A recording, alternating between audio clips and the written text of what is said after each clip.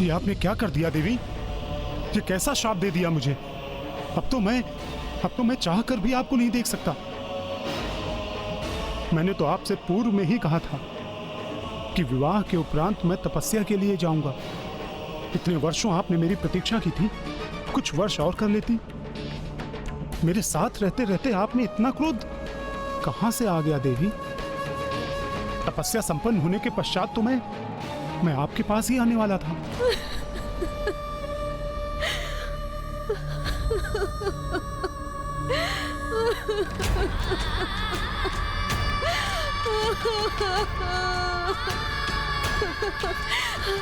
मैंने ये क्या कर दिया स्वामी?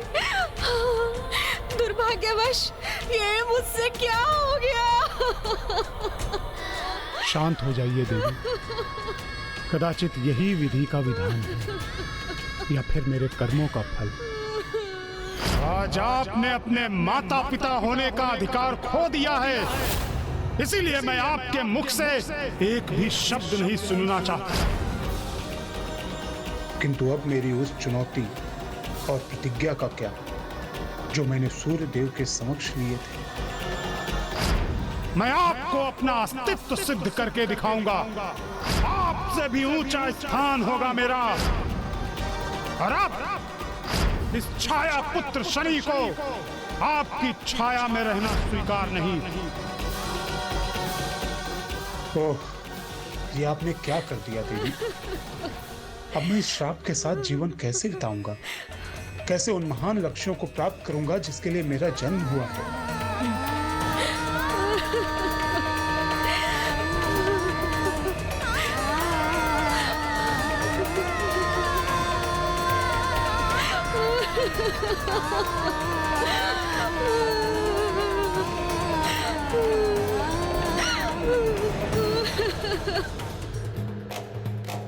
ना पिता का प्रेम मिला, ना माता का संग। परिस्थितियां कुछ ऐसी बिगड़ी कि पत्नी को पाकर भी मिला तो मात्र एक श्राप। अभी तो और भी कई झंझावात आने शेष थे, शनि के जीवन में भी एवं शनि के कारण और भी कईयों के जीवन में भी।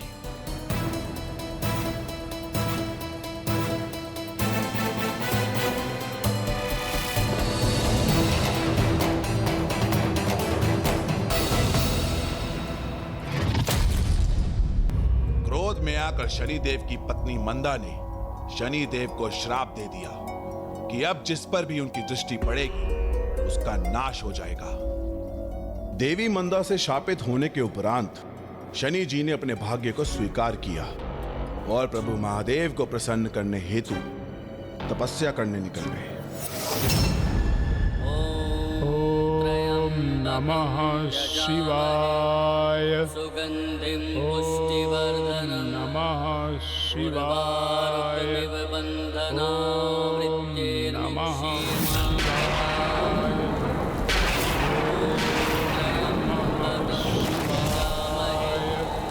सुगंधिं पुष्टिवर्धनं बंधनामृत्ये मुक्षीमामृता। यजामहे सुगंधिं पुष्टिवर्धनं उर्वारुकमिव बन्धनामृत्ये मुक्षीमामृता।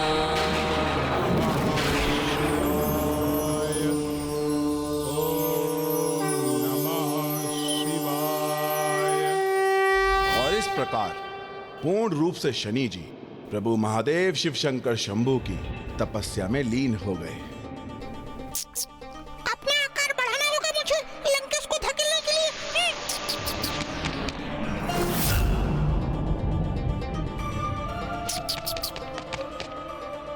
कोई है यहाँ?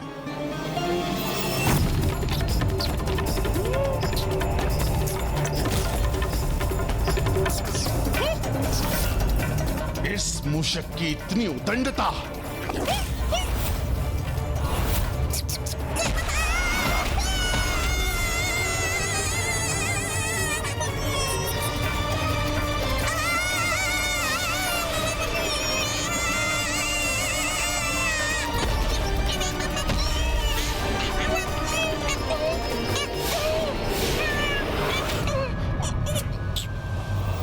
दुष्ट का अंत करूंगा मैं।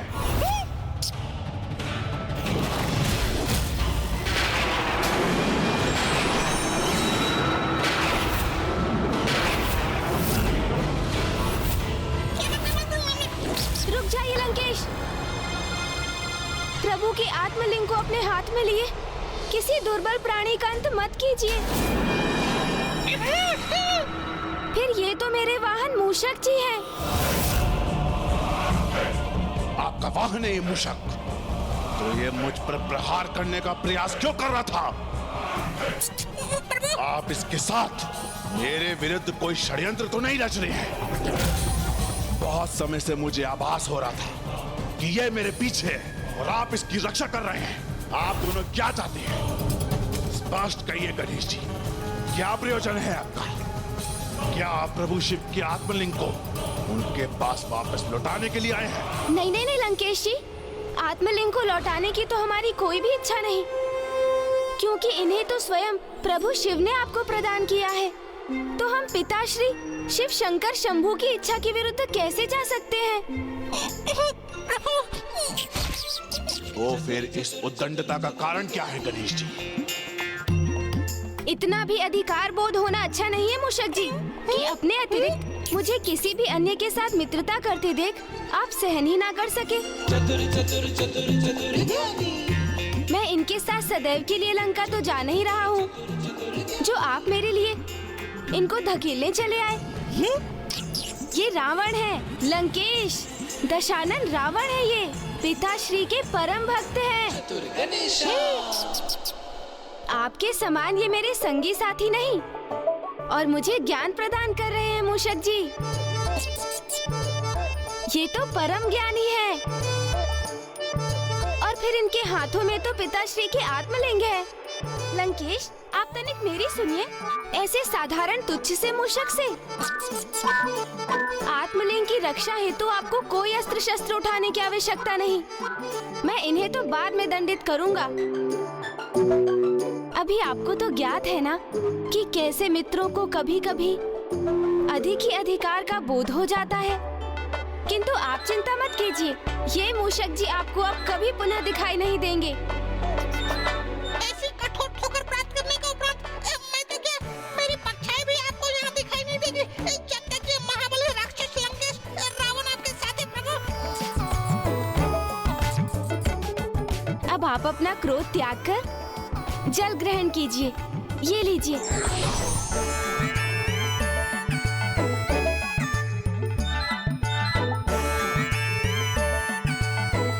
मेरी ये युक्ति तो असफल हो गई, इसलिए मुझे मेरी मूल योजना पर ही स्थिर रहना होगा। अर्थात दशानन को तब तक जल का पान कराते रहना होगा जब तक कि उन्हें लघु शंका ना लग जाए, क्योंकि जब ऐसा होगा तो ये आत्मलिंग मेरे हाथ में देने पर विवश हो जाएंगे और मैं पिताश्री के आत्मलिंग को वहीं भूमि पर स्थित कर दूंगा, जिससे वो वहीं प्रतिष्ठित हो जाएं और फिर उनके लंका पहुंचने का कोई प्रश्न ही शेष नहीं रहेगा। हाँ, तो मैं कहाँ था? आप शनि जी के तप का वर्णन कर रहे थे लंकेश। हाँ, उनकी तपस्या, सदियों तक वो तपस्या में लीन रहे और एक दिवस अचानक उनकी तपस्या अपने चरम तक पहुंचने लगी, जिसका प्रभाव उनके चारों ओर दिखाई देने लगा था। ओम नमः शिवाय। ओम नमः शिवाय। शरणाय नमः। नमः शिवाय। ओम नमः शिवाय। ओम नमः शिवाय। शरणाय नमः।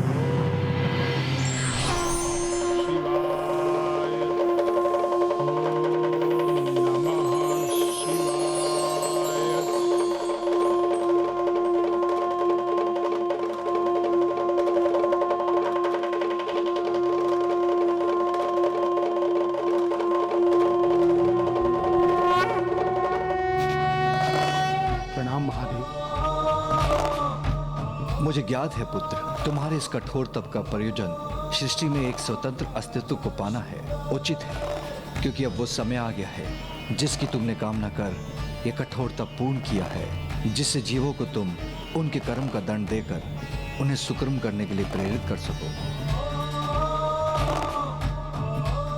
तुम्हारे भ्राता यमराज कर्मों के अनुसार जीवात्माओं को स्वर्ग, नर्क अथवा पुनर्जन्म प्रदान करते हैं। मैं तुम्हें जीवित मनुष्य को उनके कर्मों के अनुसार दंड देने का अधिकारी बनाता हूँ। धन्यवाद महादेव।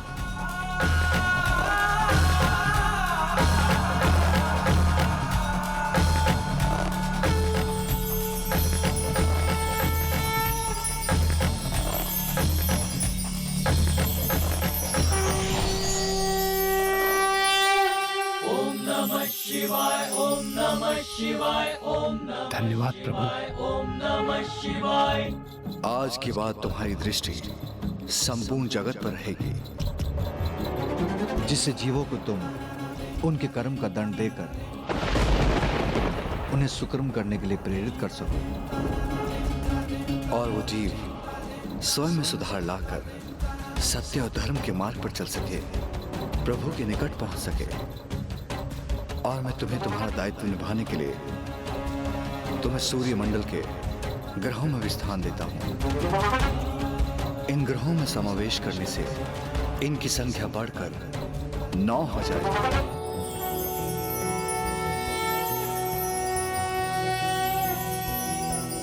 नागेंद्र हाराय त्रिलोचनाय भस्मांगरागाय महेश्वराय नित्याय शुद्धाय दिगंबराय तस्मै नकाराय नमः शिवाय। मेरे सूर्यमंडल में ये नवीन ग्रह कौन है?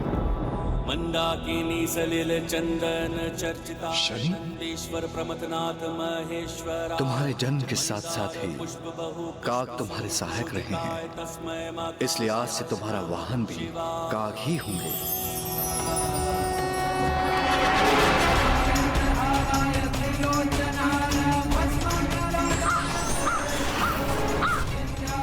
तुम्हारे अस्त्र होंगे गदा, धनुष एवं बाण।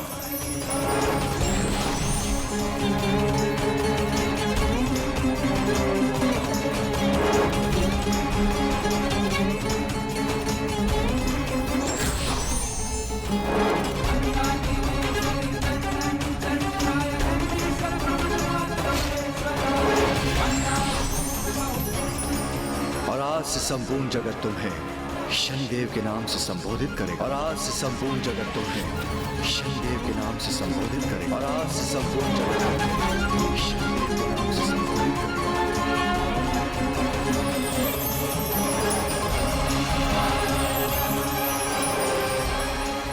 धन्यवाद, धन्यवाद महादेव।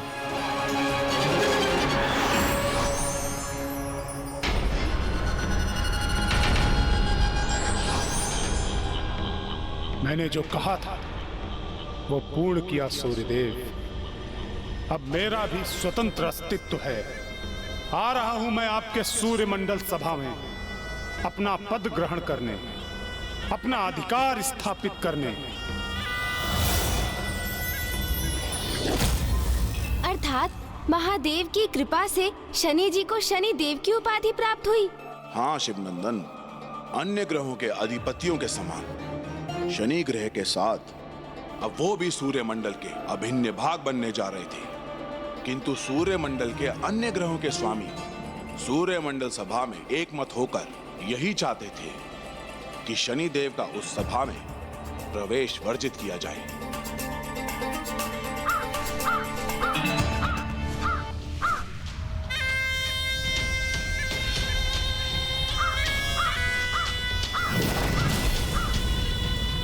शीघ्र वहां पहुंचकर सूर्यमंडल सभा में अपना स्थान ग्रहण करूंगा मैं।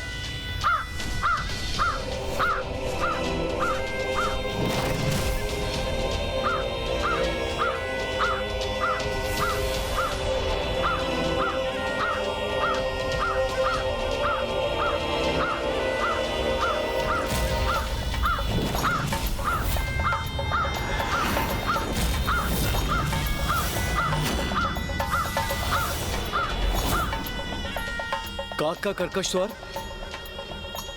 अर्थात शनिदेव हमारे सूर्यमंडल द्वार पर पहुंच चुके हैं। इसलिए हमें शीघ्र अतिशीघ्र किसी निर्णय पर पहुंचना होगा। बुध सर्वथा उचित कह रहे हैं, क्योंकि यहाँ पहुंचने पर भूल से भी उनकी दृष्टि हम में से किसी पर भी पड़ी तो सर्वनाश हो जाएगा। मात्र उनकी दृष्टि ही नहीं मंगल जी, उनका प्रचंड क्रोध भी अनिष्टकारी है, जिसके प्रकोप से स्वयं सूर्यदेव भी संकट में आ गए थे। तो हम अपनी सुरक्षा कैसे सुनिश्चित करेंगे?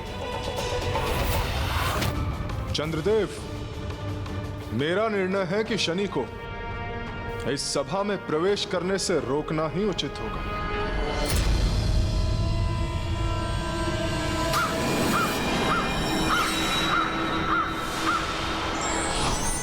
सूर्यदेव, आपके सम्मुख पहुंच आपसे भेंट करने के लिए अति उत्सुक हूं मैं।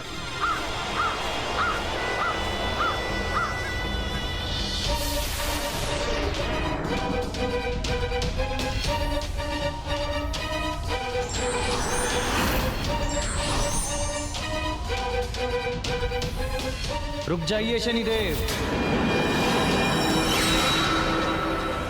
ये सभी अन्य ग्रहों के अधिपति मुझसे छिप क्यों रहे हैं और मुझे सूर्यमंडल सभा में प्रवेश करने से क्यों रोका जा रहा है? क्या मेरा ये मानना उचित है कि आप सभी सूर्यमंडल सभा में मेरे स्वागत हेतु यहाँ उपस्थित हैं?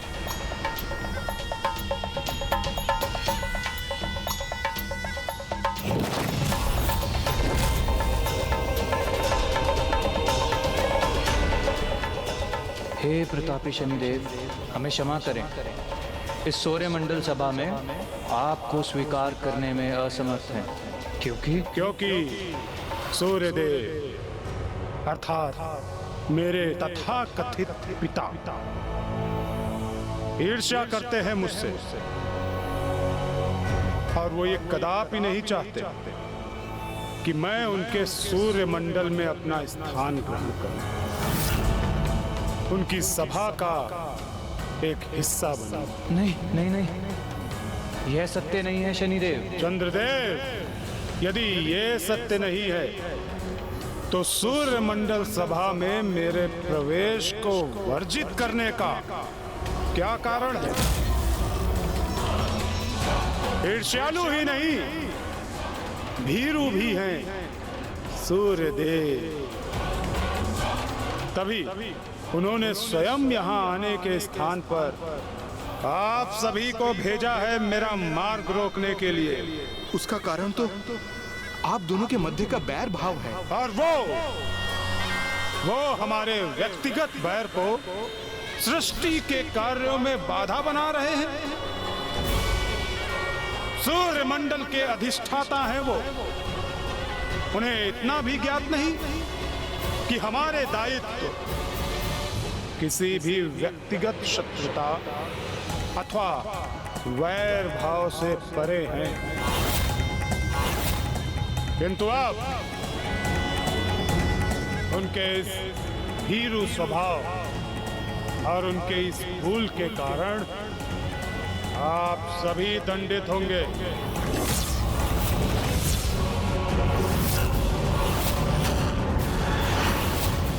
सूर्यदेव के आदेश पर आप सबने यहाँ आकर मेरा मार्ग रोकने का जो कार्य किया है, उसका दंड आपको अवश्य मिलेगा।